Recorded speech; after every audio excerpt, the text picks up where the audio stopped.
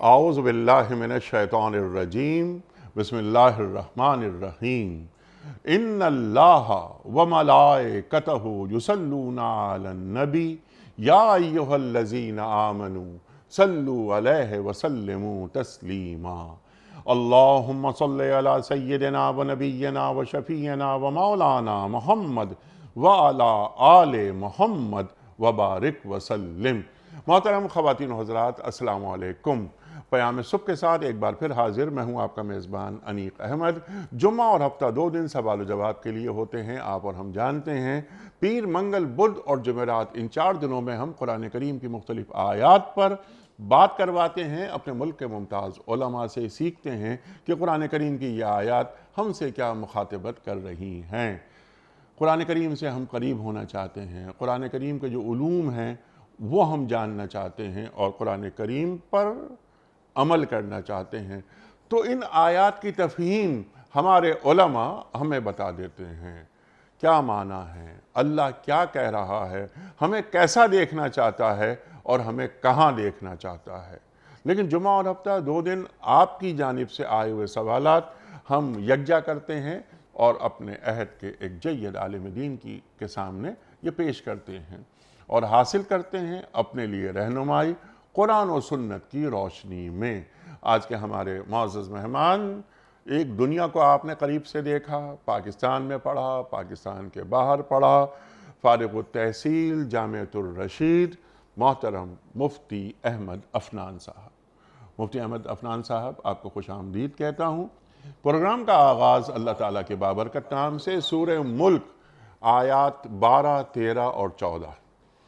अऊज़ु बिल्लाहि मिनश शैतानिर रजीम बिस्मिल्लाहिर रहमानिर रहीम इन्नल्लज़ीना यख़शौना रब्बहुम बिलग़ैबि लहुम मग़फ़िरतुन व अज्रुन कबीर व असिर्रू क़ौलकुम अविजहरू बिह व असिर्रू क़ौलकुम अविजहरू बिही इन्नहु अलीमुम बिज़ातिस्सुदूर अला यअलमु मन खलक़ व हुवल लतीफ़ुल ख़बीर अला यअलमु मन खलक़ व हुवल लतीफ़ुल ख़बीर सदक़ल्लाहुल अज़ीम। जो लोग बेदेखे अपने रब से डरते हैं, यकीनन उनके लिए मग़फ़रत है और बड़ा अज्र। तुम ख्वाह चुपके से बात करो या ऊंची आवाज़ से, वो तो दिलों का हाल जानता है। क्या वही न जानेगा जिसने पैदा किया है, वो बारीक बीन है और बाखबर है। सदक़ल्लाहुल अज़ीम। मोहतरम मुफ्ती अहमद अफनान साहब की खिदमत में आज के प्रोग्राम के हवाले से पहला सवाल रफ़ीक़ सुल्तान साहब का सवाल है कि हुकूमत की जानिब से कोरोना वैक्सीन लगवाना लाजिम कर दिया गया है, क्या ये जबर जुल्म नहीं? बहुत से हजरात इसे दज्जाली साजिश कह रहे हैं।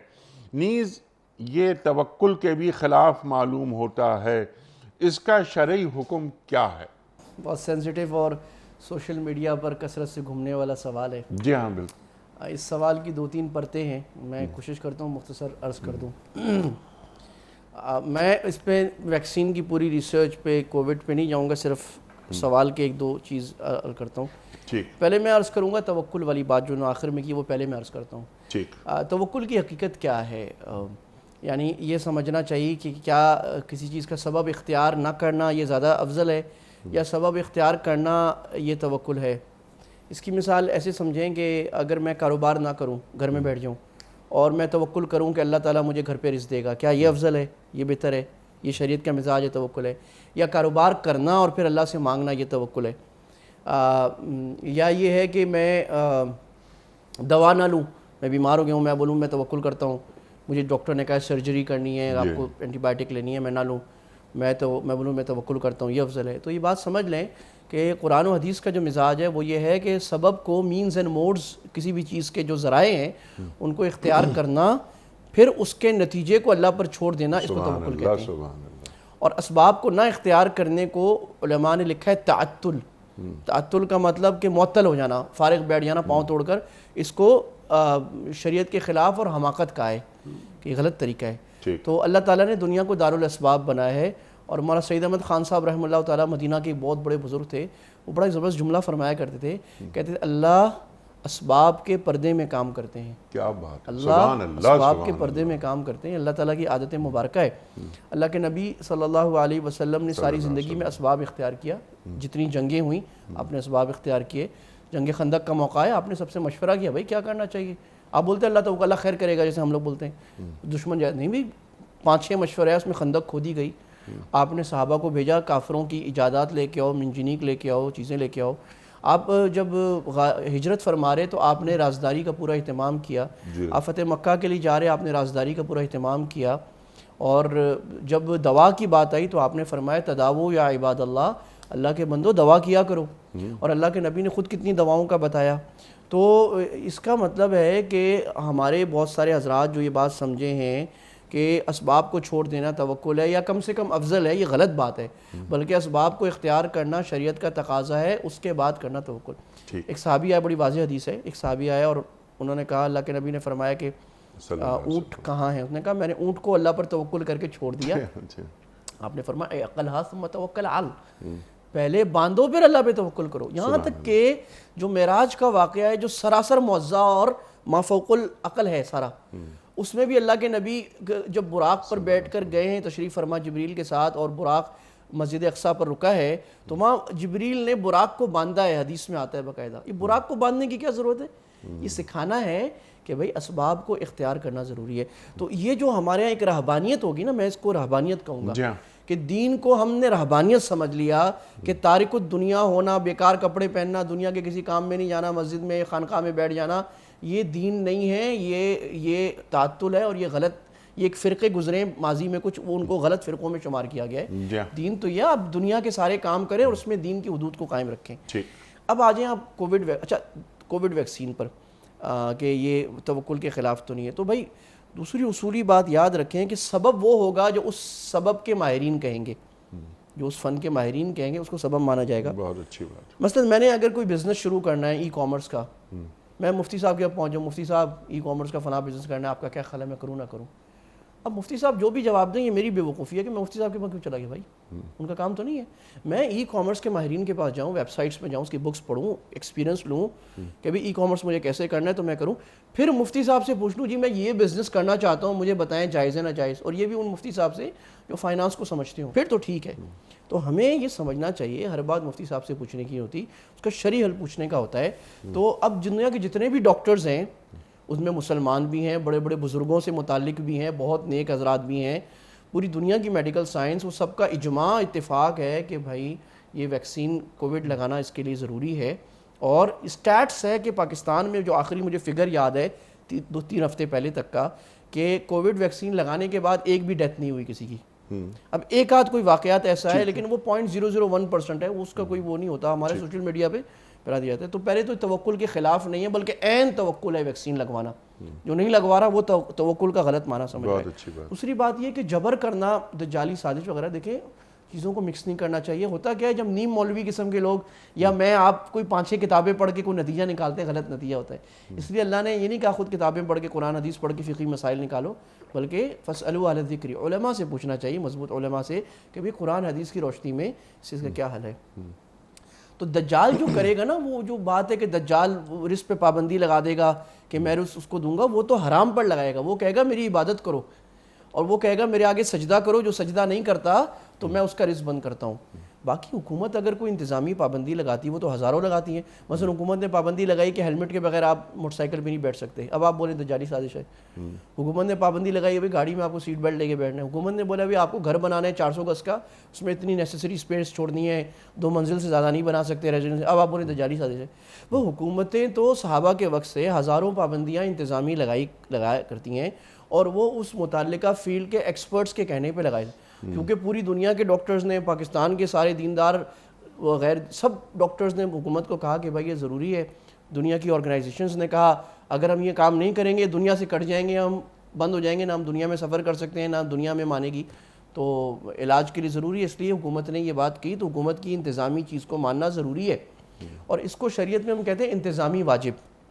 یعنی حکومت اگر کوئی مثلا حکومت نے کہا سیٹ بیلٹ لگائیں, اب آپ مفتی صاحب سے پوچھیں سیٹ بیلٹ لگانا کیا ہے, تو شریعت میں ضروری نہیں ہے, لیکن چونکہ حکومت نے کہا ہے اور ایک جائز بات ہے تو اس لیے یہ ضروری ہو جائے گا, انتظامی واجب ہو جائے گا. تو ویکسین لگانا بھی انتظامی لحاظ سے ضروری ہے. سیٹ بیلٹ لگانے سے مرنے کا امکان کم ہو جاتا ہے. یہ نہیں کہ مرے گا نہیں کوئی آدمی. جی ہاں, تو ویکسین لگانے سے مرنے کا امکان کم ہو جاتا ہے, اور دوسروں کو مارنے کا بھی, اور دوسروں کو مارنے کا بھی. بہت اچھی بات کہی آپ نے. ایسا نہیں ہو کہ پھر میں نہیں لگواؤں تو میں تو خیر تباہ ہو ہی رہا ہوں, لیکن یہ کہ میں کنٹینر بن رہا ہوں اس وائرس کا, میں جہاں جاؤں گا یہ بیماری وہاں تک جا سکتی ہے, تو دوسروں کا بھی. دوسرا میرا مشورہ یہ دجال کو بھی آپ لوگ چھوڑ دیں. دجال نہیں ہے ابھی, کوئی آثار بھی نہیں ہے, ابھی اچھے کام کریں جو دین کے ہیں. تو یہ دجال کے پیچھے بہت زیادہ جو لوگ پڑ جاتے ہیں نا, تو ان کو میں اس دن گاڑی میں جا رہا تھا تو میرے ساتھ ایک خاتون بھی پیچھے گاڑی میں تھیں, تو وہ کہہ رہی ہیں جو آنکھ, وہ اشتہار بنا ہوا تھا آئی ٹیسٹنگ کا, تو اس میں انہوں نے آنکھ بنائی ہوئی تھی. اب بھائی آئی ہاسپٹل کا اشتہار ہے, آنکھ کہہ رہی دجال کی سازش ہے, کوئی دجال کی ایک آنکھ ہوگی. تو آپ اگر بہت زیادہ دجال کی کتابیں پڑھیں گے نا آپ کو ہر چیز میں دجال نظر آئے گا. ابھی دجال نہیں ہے تو آپ دین کے جو احکام ہیں ان پر چلیں, اللہ خیر کرے گا. سبحان اللہ سبحان اللہ. اور توکل کے حوالے سے آپ نے بالکل وضاحت سے بات فرما دی کہ اسباب اختیار کر کے نتیجہ مسبب الاسباب پر چھوڑ دینا. لیکن اور پھر دوا استعمال کریں, یہ اللہ کے رسول فرما رہے ہیں صلی اللہ علیہ وآلہ وسلم. شمائلہ صاحبہ کا سوال یہ ہے کہ موجودہ حالات میں جوائنٹ فیملی سسٹم بہتر ہے یا علیحدہ رہنا چاہیے, دین کیا تعلیم کرتا ہے؟ بڑا اہم سوال ہے, بڑا معاشرتی اور بڑا یہ ریلیٹیو سوال ہے. اصل میں ایسے سوال ہیں جس کا ہم کوئی 2-4 کی طرح اکٹھا جواب نہیں دے سکتے. تو میں عرض کرتا ہوں, دیکھیں شریعت میں جو ضروری ہے نا کہ فیملی سسٹم انٹیکٹ رہے. خاندانی نظام اسلامی معاشرے کا بہت انٹیگرل پارٹ ہے.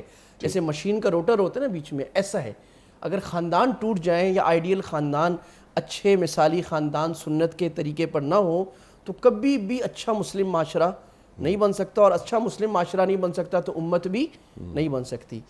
اب اس کے بنیادی اصول ہیں کچھ خاندان کو جوڑنے کے. اگر وہ جوائنٹ فیملی سسٹم میں زیادہ اچھے پورے ہو رہے ہیں تو جوائنٹ فیملی سسٹم اچھی بات ہے, اور اگر خاندان کو برقرار رکھنے کے اصول جوائنٹ فیملی سسٹم میں پورے نہیں ہو رہے تو جوائنٹ فیملی سسٹم نہیں ہونا چاہیے. میں 1-2 مثالوں سے بات عرض کرتا ہوں. دیکھیں اصل یہ ہے کہ جتنے لوگ مل کے رہیں گے برکت زیادہ ہوگی. کھانے کے بارے میں آپ نے فرمایا کہ ایک برتن میں جتنے زیادہ ہاتھ پڑیں گے اتنی برکت زیادہ ہوگی. لیکن اگر لوگوں کے مزاج اتنے خراب ہو گئے ہیں, لوگ ایک دوسرے کے حقوق ادا نہیں کر پا رہے, کہ آپس میں رہنے سے ناشاکیاں بڑھ رہی ہیں, تو اس وقت علیحدہ ہو جانا بہتر ہے. اگر جوائنٹ فیملی سسٹم میں رہیں گے تو شریعت کے بہت سارے اصول پورے بھی ہوں گے. مثلا بچے ہیں ان کو دادا دادی کا پیار ملے گا, بچوں کی تربیت اچھی ہوگی. جو بہو ہے وہ اگر ساس کو اپنی ماں سمجھے گی اور ماں بھی بہو کو بیٹی سمجھے تو وہ اس سے سیکھے گی بہت کچھ, کیونکہ وہ تجربہ کار خاتون ہے. وہ گھرداری, شوہر کا حق, بچوں کا حق, بہت ساری سپورٹ, ایک دوسرے کو سپورٹ کریں گی. 2 بھائی ہیں ان کی بیویاں گھر میں سپورٹ, اس کے بہت سارے فائدے ہیں. ہمارا کلچر محفوظ رہے گا, ہمارا معاشرہ محفوظ رہے گا, آپس کی محبتیں رہیں گی. بڑے چھوٹوں کو سکھائیں گے خاندان والوں سے کیسے ملنے, تحفے کیسے دینے, لینا کیسا ہے, میل جول کیسے کرنا ہے, رشتے کیسے ڈھونڈنے. یہ ساری چیزیں بڑی نسل چھوٹی نسل کو منتقل کرتی ہے. کوئی آدمی اپنی عقل سے اچھے فیصلے نہیں کر سکتا, یہ سارے تجربے کی باتیں. لیکن اگر گھر میں ایسا ہو رہا ہو کہ ساس مثلا ظلم کر رہی ہے, سسر ظلم کر رہا ہے اور وہ تنگ کر رہے ہیں, ناحق کر رہے ہیں, یا بہو کا گزارا ساس کے ساتھ نہیں ہو رہا, جھگڑے ہو رہے ہیں, مسائل ہو رہے ہیں گھر کے اندر, یا نندوں سے جھگڑے ہو رہے ہیں, اور بہت کوشش پوری کر لی گئی نہیں صحیح ہوتی, تو اب اس میں شریعت نے عورت کو حق دیا ہے کہ وہ شوہر سے الگ گھر کا مطالبہ کر سکتی ہے، اور اگر وہ مطالبہ کرے تو شوہر کے لیے اس کو الگ گھر دینا یا کم سے کم الگ پورشن دینا. فقہاء نے لکھا الگ بیت دینا. بیت کا مطلب یعنی عورت کا الگ پورشن ہو جس میں اس کا اپنا الگ کمرہ ہو، الگ کچن ہو، یعنی اس کی اپنی سرگردگی جہاں پر کسی اور کا انٹرفیرنس نہ ہو. تو یہ عورت کا حق ہے. عورت کو سمجھنا چاہیے کہ حتی الوسع وہ یہ حق استعمال نہ کرے، جوائنٹ فیملی میں رہے. اگر مشکل زیادہ ہو رہی ہو تو پھر الگ ہو جانا بہتر ہے. آج کل چونکہ لوگوں کے اندر دینداری، اور دینداری سے مراد میرا ہم جب عرض کرتے ہیں تو نماز روزہ نہیں ہوتا، بلکہ اخلاق کی دینداری، رشتوں کو نبھانے کی دینداری بہت زمین پر آ چکی ہے. لہٰذا گھروں کے اندر جھگڑے بہت زیادہ ہو رہے ہیں. اگر ایسا ہو رہا ہو تو پھر الگ کر دینا بہتر ہے. تو الگ کر دینا بہتر ہے، لیکن کوئی دین کوئی پابندی عائد نہیں کرتا نہیں، کوئی پابندی کہ جوائنٹ فیملی میں رہیں یا الگ رہیں، جو سہولت ہو. اور جہاں پر بلکہ یہ کہنا چاہیے کہ دینی اقدار پر عمل کرنا زیادہ آسان ہو. سبحان اللہ، سبحان اللہ. بالکل بات واضح ہو گئی. نثار احمد اویسی صاحب ہیں، ان کا سوال یہ ہے کہ کیا کورونا میں مساجد میں فاصلے رکھنا اور نماز کے دوران ماسک پہننا جائز ہے، اور کیا اس عمل سے نماز کی حیت میں تبدیلی نہیں پیدا ہو جاتی؟ اب یہ نماز کی حیت میں تبدیلی کیسے پیدا ہوتی ہے؟ نہیں، یہ سوال ان کا صحیح ہے. اچھا، میں اس کا عرض کرتا ہوں. دیکھیں، پہلی بات تو یہ ہے کہ ہماری شریعت جو ہے نا وہ کوئی جامد نظام نہیں ہے. جیسے کلیسا کا نظام تھا جامد، ایک مدت کے لیے اس کی ایکسٹینشن نہیں ہو سکتی تھی، اس میں فلیکسیبلٹی تھی. اللہ تعالیٰ نے ہمیں جو شریعت اسلامیہ دی ہے، جو اسلام دیا ہے، اس کی یہ خصوصیات ہیں کہ بہت فلیکسیبل ہے. اللہ کے نبی صلی اللہ علیہ وسلم نے فرمایا تھا ترکتکم علی الملۃ البیضاء لیلھا کنہارھا، اور ایک روایت میں سمحۃ البیضاء، میں بڑی نرم اور روشن شریعت پہ تم کو چھوڑ کے جا رہا ہوں. تو شریعت جو ہے وہ زمانوں کے مطابق ایڈپٹ ہوتی ہے، یعنی شریعت کے اصول نہیں، اس کے سیکنڈری مسائل. شریعت میں خود فلیکسیبلٹی اللہ تعالیٰ نے رکھی ہے کہ بھئی اگر وضو نہیں کر سکتے تیمم کر لو، تیمم بھی نہیں کر سکتے تو اس کا بھی راستہ ہے کہ پھر وہ ایسے کر لو کہ جس طرح تعبد بالصلاۃ، یعنی نماز پڑھ لو بعد میں لوٹا لینا. اسی طرح کھڑے ہو کے نماز نہیں پڑھ سکتے بیٹھ کے پڑھ لو، بیٹھ کے نہیں پڑھ سکتے لیٹ کے پڑھ لو، مجبوری آ گئی تو یہ کر لو، سفر میں ایسے کر لو، زخم لگ گیا تو ایسے کر لو. مختلف حالات میں مجبوریاں ہیں. کوئی آپ پر ظلم کر رہا ہے، زبردستی آپ کا کام رشوت کے بغیر نہیں کر رہا تو بہت مجبوری میں دینے کی اجازت ہو جاتی ہے. تو شریعت میں ہی خود فلیکسیبلٹی ان بلٹ ہے. یہ ہماری شریعت اسلام کی وہ خاصیت ہے جو دوسرے مذاہب میں نہیں تھی.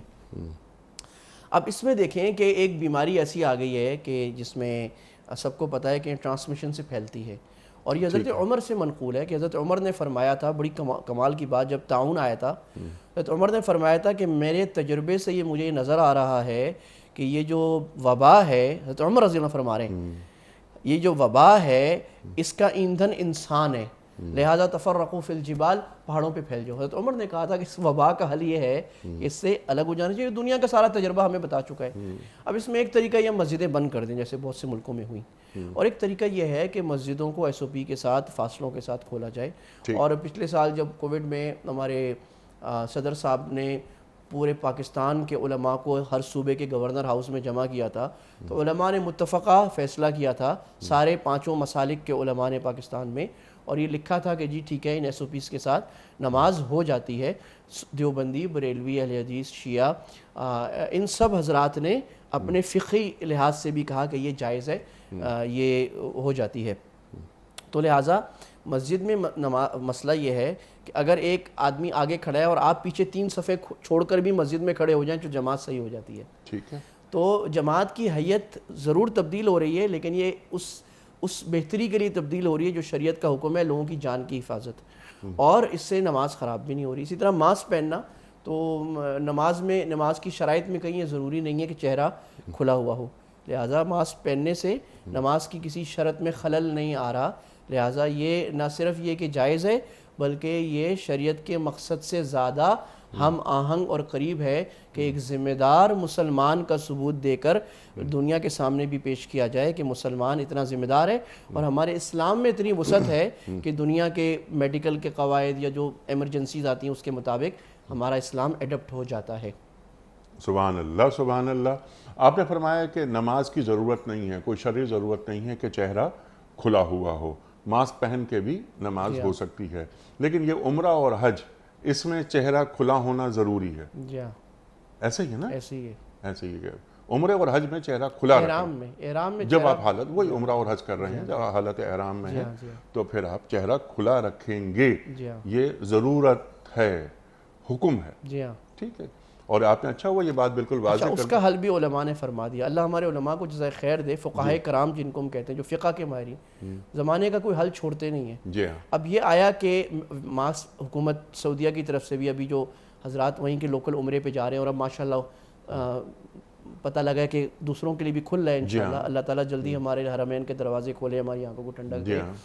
تو علماء نے فرمایا اب حکومت کی طرف سے لازم کیا گیا ماسک پہننے احرام میں بھی، اور وہ ضروری ہے کیونکہ انہوں نے ڈاکٹرز کی ہدایت پہ کیا ہے۔ تو اس میں دو قسم کے پھر فتوے آئے، وہاں کے علماء جو حنابلہ ہیں انہوں نے فتویٰ دیا کہ بھائی آپ ماسک پہنے دم نہیں آئے گا، اور ہمارے علماء نے فتویٰ دیا کہ بھائی شریعت میں اگر عذر کی حالت میں آدمی کوئی احرام کی کوئی مخالفت کرے تو چھوٹا دم آتا ہے، یعنی صدقہ۔ اچھا، ہاں، تو آپ ماسک پہن لیں اور صدقہ دیں، اور کوشش کریں ماسک 12 گھنٹے نہ پہن کے رکھیں، یعنی 1-2 گھنٹے بعد تھوڑی دیر اتار لیا پھر پہن لیا، تو اس سے وہ چھوٹا، اس سے دم بھی نہیں آئے گا، بس چھوٹا سا صدقہ آپ کو 8-10-20 ریال کا کرنا ہوگا۔ اچھا، اور یہ ماسک لگانا پھر جائز ہے۔ اچھا اچھا اچھا، سبحان اللہ سبحان اللہ۔ اگلا سوال ہے ڈاکٹر اعجاز صاحب کا، وہ پوچھتے ہیں آپ سے کہ مفتی صاحب میں نے میڈیکل آفیسر کی نوکری کے لیے اپلائی کیا ہے لیکن وہاں رشوت کے بغیر نوکری نہیں ملتی، کیا نوکری لینے کے لیے رشوت دینا جائز ہے؟ وہ بہت مجبوری کا عالم ہے۔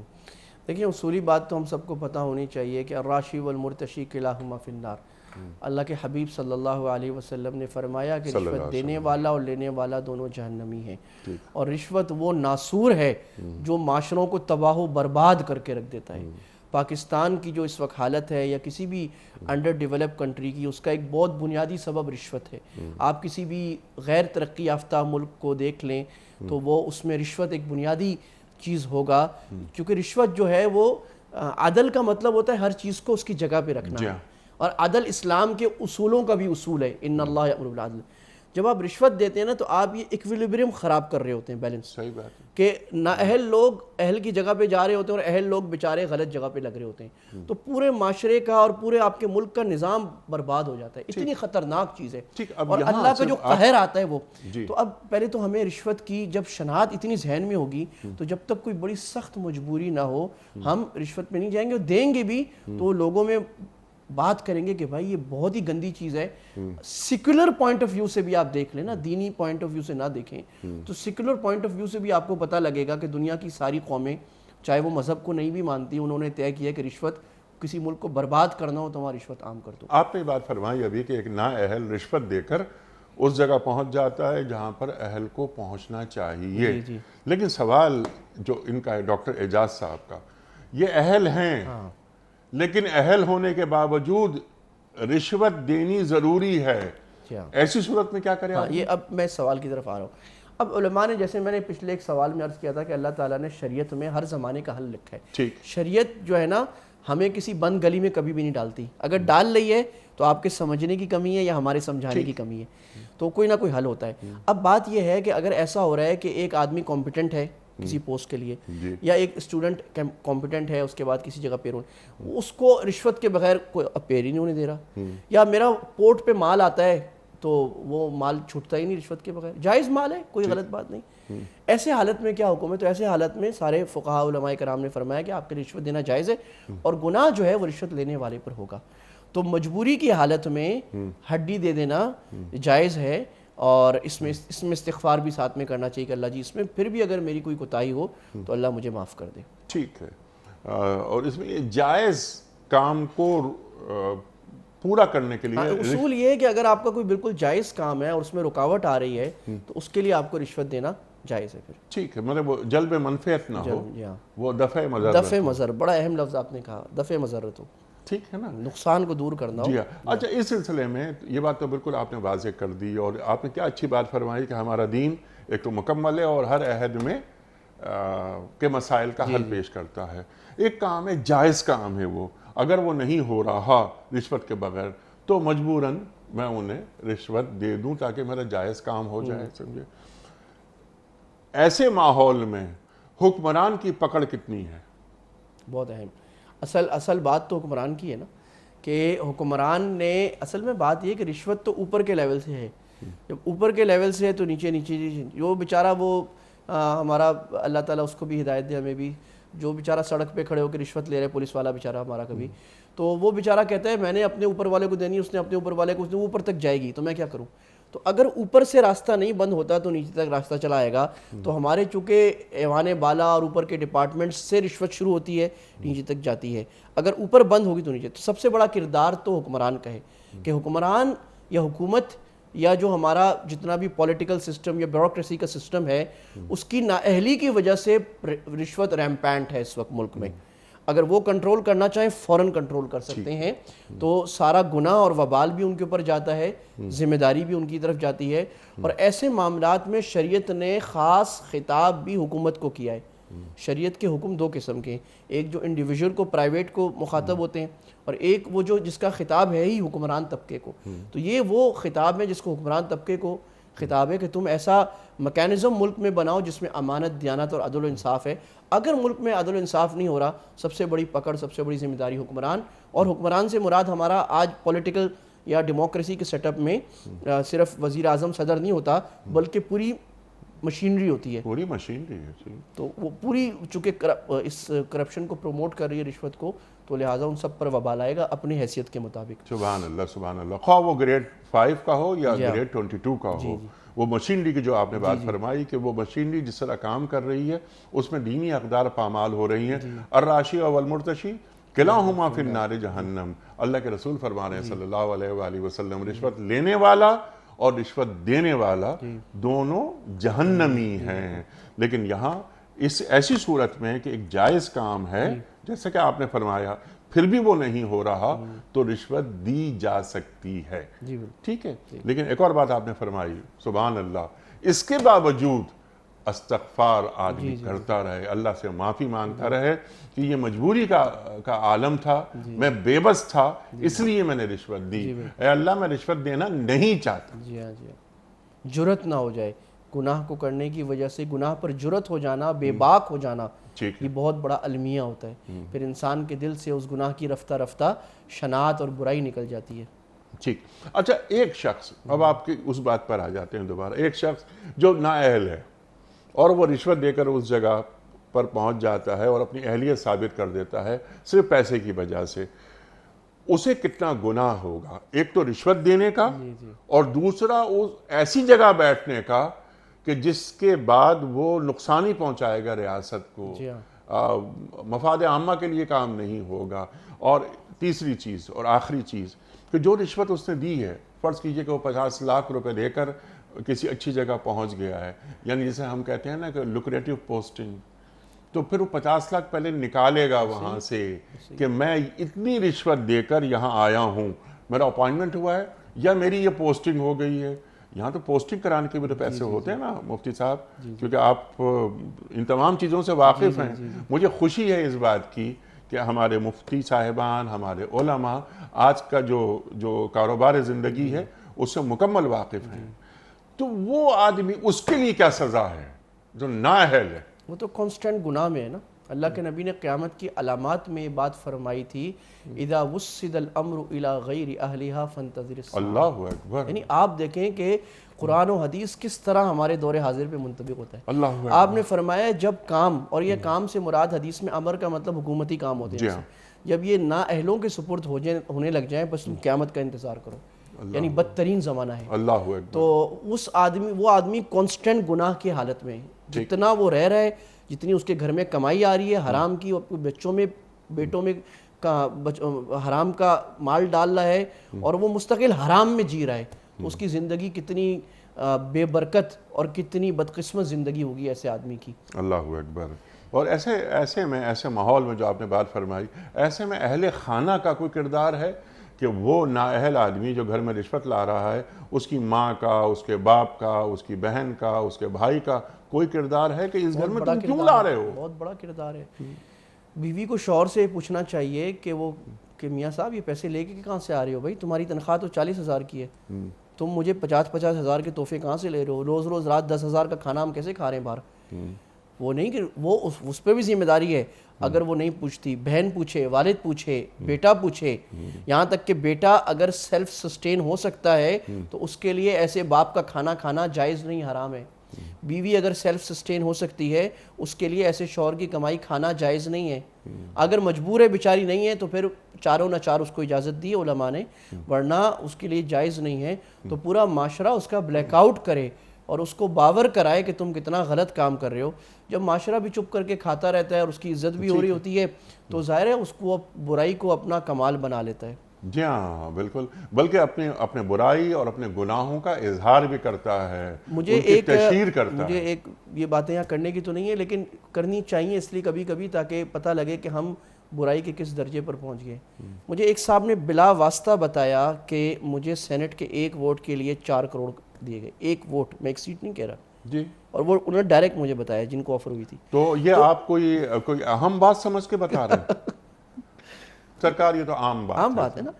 اب اس کا مطلب 1 ووٹ کے جب 4 ملیں تو جس نے پورا سیٹ لی ہے اس نے ارب سے اوپر 2 ارب کتنا بھی اس نے پے کر کے لیا ہے. جی ہاں, تو وہ کتنے نکالے گا اس سے؟ جی ریکوری پہ پہنچ جائے گا وہ. لیکن خیر وہ تو معاملات آگے کہنا, لیکن جو پچھلی بات آپ فرما رہے تھے وہ انتہائی اہم بات کہ بیوی کو مل رہے ہیں فرض کیجئے 40,000 جیسا آپ نے فرمایا, اور وہ 1 لاکھ روپے دے رہا ہے بیوی کو, تو بیوی کو یہ شک ہو کہ یہ پیسہ کسی کاروبار سے نہیں آ رہا, حلال طریقے سے نہیں آ رہا, تو وہ منع کر دے شوہر کو کہ میں اپنے بچوں کے پیٹ میں حرام نہیں ڈالوں گی. ایسا ہونا چاہیے. لیکن مجموعی رویہ کیا ہے کہ اگر یہ میرا شوہر 4 لاکھ روپے مجھے دے رہا ہے, مجھے کیا کہیں سے بھی لائے پیسے, وہ بس پیسے گھر میں آنے چاہیے, تو اس رویے کو تبدیل کرنے کی ضرورت ہے. گھر میں حرام نہیں آئے. حرام خوری اور حرام کاری, اس کے اثرات نسلوں پہ مرتب ہوتے ہیں اور ہو رہے ہیں. سوسائٹی کے زوال کا شکار ہے ہمارے سوسائٹی. کیسی اقدار ہوا کرتی ہیں سوسائٹی کی, ہم صرف باتیں کرتے ہیں لیکن عمل نہیں کرتے. وہ معاشرے, اللہ, رسول, قرآن, اللہ کے رسول صلی اللہ علیہ وآلہ وسلم, مسلمانوں کا رویہ, مسلمانوں کا بلکہ اپنی امتیوں کا رویہ ایسا دیکھنا چاہتے ہیں؟ اللہ اکبر. رشوت دے کر جائز کام اسلامی جمہوریہ پاکستان میں, جہاں 97% اللہ کے رسول کے امتی رہتے ہیں صلی اللہ علیہ وسلم. تو یہ ہم آمادہ زوال ہیں, ہم روبہ زوال نہیں ہیں, ہم آمادہ زوال ہیں. کیسا نبی کیسا خدا, پیسا نبی پیسا خدا. اللہ بچائے, اللہ بچائے. اللہ اکبر. مفتی صاحب کچھ ویڈیو کوسچنز آپ کی خدمت میں. جناب والا. مفتی صاحب میرا آپ سے ہی سوال ہے کہ ہمارے جو مولانا مؤذن صاحب جو ہوتے ہیں بیٹھ کے اذان دیتے ہیں یا ایسی اذان دے دیتے ہیں, کھڑے ہو کے نہیں دیتے ہیں, یہ غلط ہے یا صحیح ہے؟ اس کا جواب آپ مجھے دیجیے گا. بیٹھ کے اذان دینا, جی اصل میں دیکھیں اذان بیٹھ کر اذان ہو تو جاتی ہے. اچھا, ہاں بیٹھ کر اذان ہو جاتی ہے. اذان کی سنتوں میں سے یہ ہے کہ کھڑے ہو کے دی جائے, اذان کا واجب نہیں ہے. لیکن اگر تو ان صاحب کو جو مؤذن صاحب ہیں کوئی عارضی عذر ہے تو پھر تو ٹھیک ہے. اگر مستقل عذر ہے تو مسجد والوں کو چاہیے تو پھر کوئی ایسا مؤذن لیں جو کھڑے ہو کر اذان دے سکے. یعنی اذان ہو جائے گی لیکن بہتر نہیں ہے, کیونکہ اذان کی ایک سنت کے خلاف ہو گیا بیٹھ کر کھڑے ہو کر اذان دینا, جو سنت ہے اذان کی. بالکل ٹھیک ہے. اچھا, اس ذیل میں یہ بھی فرما دیجئے کہ کیا کرسی پر بیٹھ کے امامت ہو سکتی ہے؟ جی امامت ہو سکتی ہے, لیکن جو معذور آدمی ہے وہ یعنی بیٹھ کر آدمی امامت کرا سکتا ہے, کھڑے ہو کی یہ تو کر سکتا ہے. ایک آدمی ہے, ایک امام ہے. ہم نے ایک مسجد میں دیکھا تو مجھے حیرانی ہوئی, یعنی میرے علم میں یہ بات نہیں تھی, تو میں نے سوال یہ آپ کی خدمت میں رکھ رہا ہوں. سر راہ ایک مسجد نظر آئی, ہم وہاں نماز پڑھنے گئے تو وہ امام صاحب کرسی پر بیٹھ کر امامت کر رہے تھے. تو میں ذرا حیران ہوا, کیونکہ جتنا میں نے آپ لوگوں سے سیکھا پڑھا وغیرہ, اس میں یہ کہ امام کے لیے یہ شرط ہے کہ وہ معذور نہ ہو. دیکھیں 2 باتیں فقہاء نے لکھا ہے کہ بیٹھ کر امام جو ہے وہ امامت کرا سکتا ہے, اشارے سے نہیں کرا سکتا. ایمان یعنی لیٹ کر ہو, اگر وہ رکوع سجدہ ایسے بھی نہ کر رہا ہو تو وہ امامت نہیں کرا سکتا. تو بیٹھ کر امامت ہو سکتی ہے, لیٹ کر نہیں ہو سکتی. ایک اور سوال اس ذیل میں, کیا ضروری ہے کہ صرف ایک ہی شخص امامت کروائے؟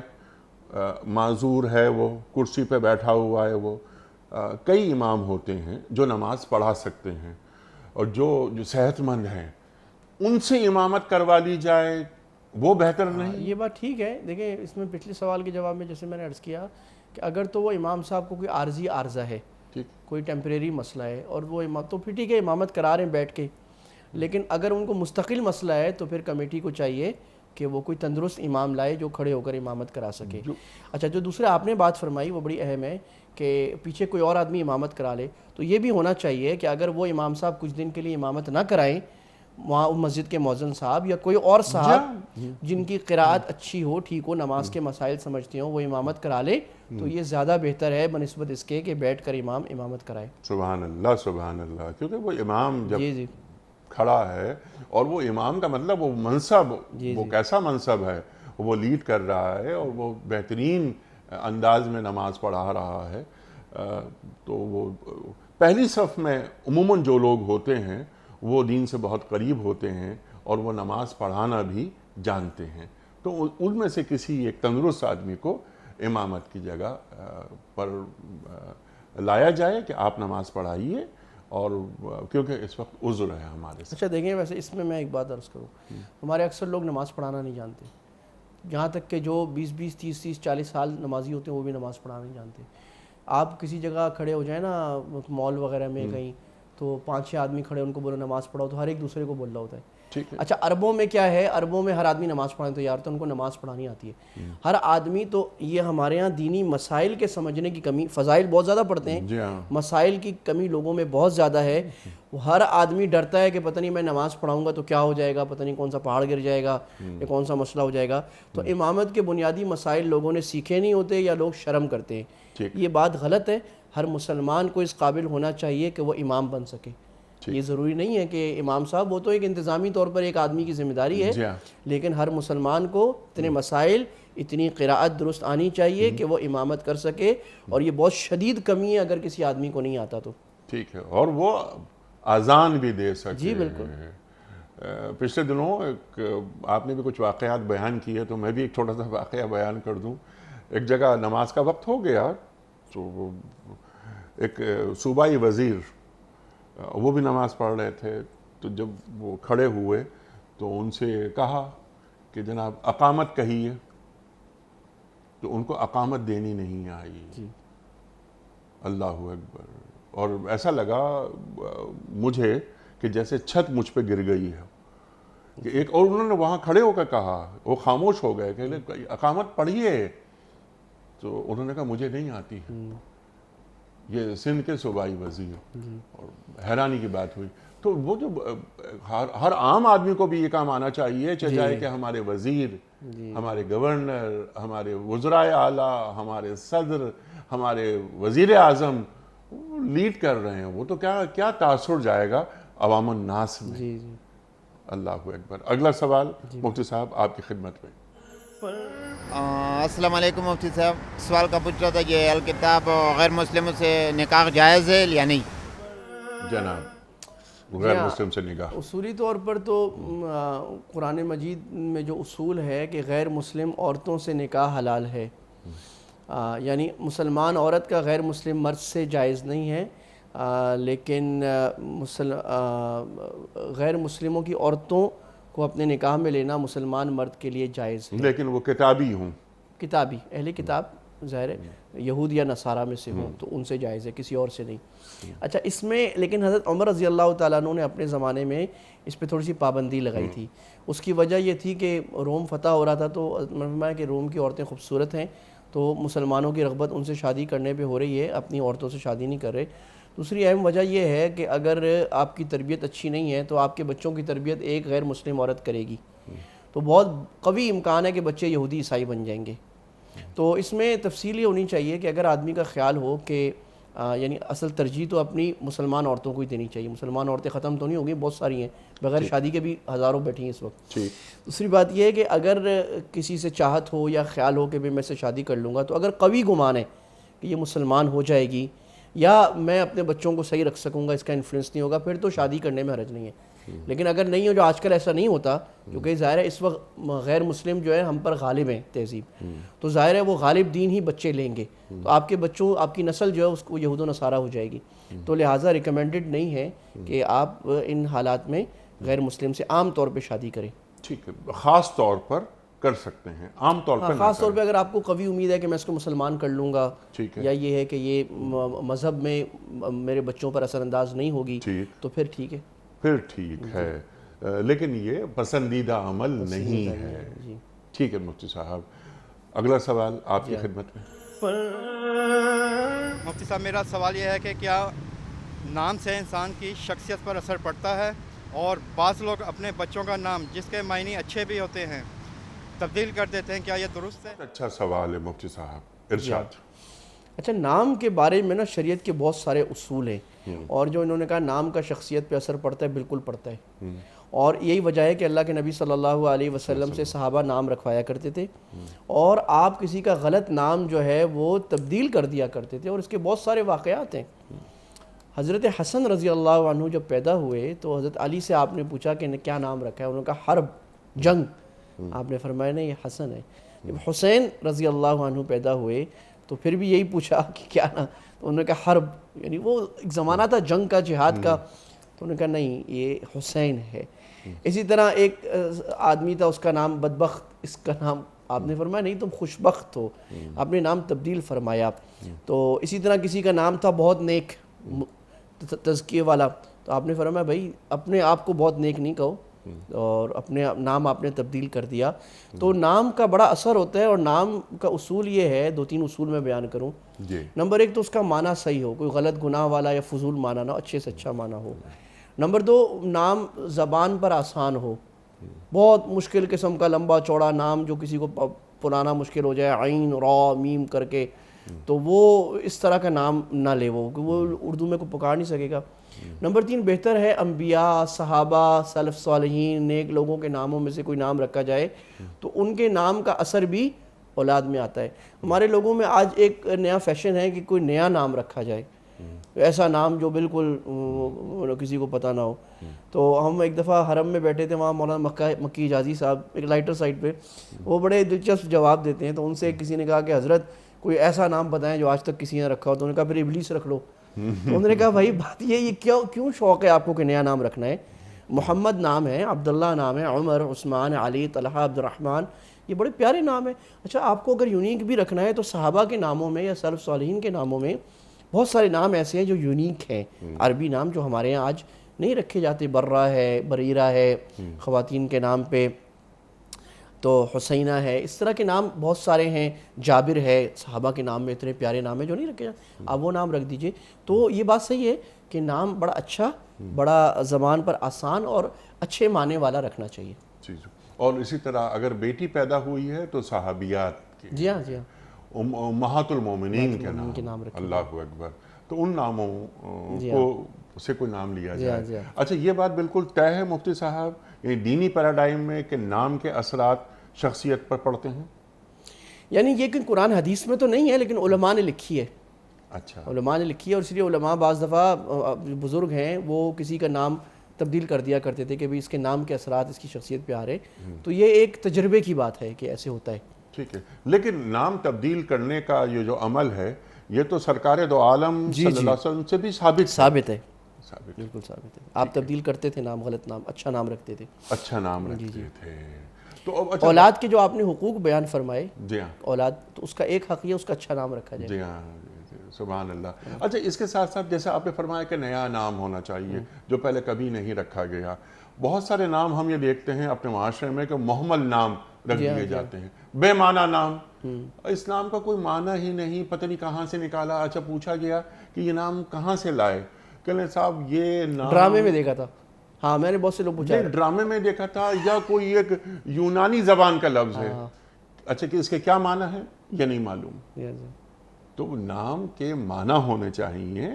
اور اچھا یہ فرمائیے آپ کہ اس میں با مسمہ جو کہا جاتا ہے تو یقیناً ایک نام جس فرض کیجئے ایک عبد الرحمن نام ہے، ایک شخص کا نام جمیل ہے یا عبد الرؤوف ہے، عبد الرحیم ہے، وغیرہ وغیرہ، تو اس کے اثرات بھی شخصیت پہ پڑتے ہیں؟ آتے ہیں. یہ میں نے عرض کیا نا، یہ تجربے سے ثابت ہوا ہے کہ قرآن حدیث میں نہیں ہے، لیکن تجربے سے ثابت ہوا ہے کہ نام کا اثر انسان کی شخصیت پہ آتا ہے. اس لیے اسم و مسمہ بھی کسی کو کہتے ہیں کہ بھئی آپ تو اپنے نام کی طرح ہیں ماشاءاللہ. تو یہ کوئی غلط بات نہیں، شریعت کے خلاف بات نہیں ہے اگر ہم یہ بات سمجھیں کہ نام کے اثرات آتے ہیں شخصیت پہ. لیکن اچھا نام رکھا جائے، خوبصورت نام رکھا جائے، اور سہل ہو، آسان ہو، زبان پہ آسان ہو، اور والدین جو بہترین تحفہ اولاد کو دیتے ہیں اس میں سے ایک بہترین نام بھی ہے. ٹھیک ہے مفتی صاحب، آپ کا بہت شکر گزار، آپ تشریف لائے. خواتین و حضرات، اللہ تعالی ہمارے علماء کو سلامت رکھے. تشریف لاتے ہیں اور ہماری علمی کمی کو دور فرما دیتے ہیں. جمعہ اور ہفتہ 2 دن سوال و جواب کے لیے ہوتے ہیں، آپ اور ہم جانتے ہیں.